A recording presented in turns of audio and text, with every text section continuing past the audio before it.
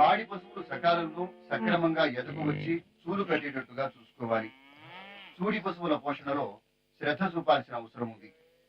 పాడి పశువులు ప్రతి సంవత్సరం ఈనేటట్లుగా పునరుత్పత్తి యాజమాన్యంలో తగిన మెళకువలు పాటించాలి. మేలుజాతి పాడి పశువు శరీర లక్షణాలు ఎలా ఉంటాయంటే, పాడి పశువు ఆడ లక్షణాలు కలిగి సులువుగా ఉండాలి, చర్మం పలుచుగా మృదువుగా ఉండాలి, కళ్ళు చురుగ్గా మెడ పొట్టిగా ఉండాలి, పొదుగు బాగా విస్తరించి శరీరానికి బాగా అత్తుకొని ఉండాలి. ముఖ్యంగా గేదెల్లో ముర్రా, నీలి, రావి జాతులు చాలా ముఖ్యమైనవిగా చెప్పుకోవచ్చు. ప్రపంచంలోని గేదెల సంఖ్యలో 50% గేదెలు భారతదేశంలోనే ఉన్నాయి.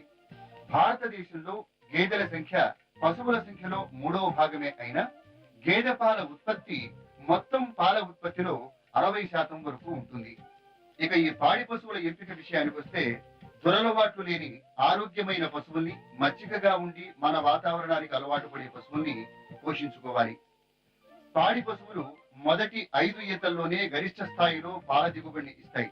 కాబట్టి మొదటి ఈత లేదా 2వ ఈతలో ఉండి ఈనిన నెలలోపు పశువుల్ని ఎంపిక చేయాలి.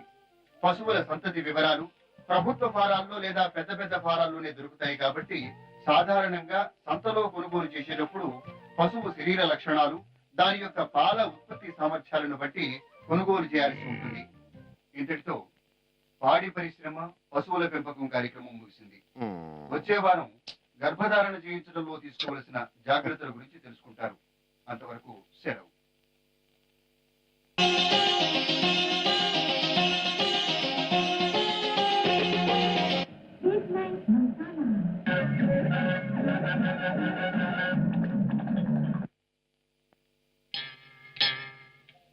మసక మసక చీకటిలో మల్లె తోట వెనకాల మా పటేల కలుసుకో,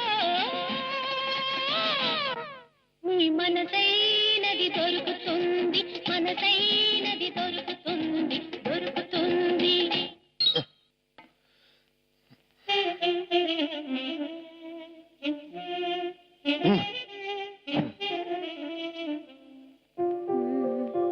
ఈ వీడియో మీకు నచ్చినట్లయితే లైక్ చేయండి, షేర్ చేయండి. ఇలాంటి మరిన్ని సరికొత్త సినిమా వీడియోల కోసం ఛానల్ని సబ్స్క్రైబ్ చేయండి. అలాగే ఇక్కడ ఉండే ఈ గంట సింబల్ని క్లిక్ చేయండి. మేము అప్డేట్ చేసే ప్రతి వీడియో నోటిఫికేషన్స్ మీకు వచ్చేస్తాయి.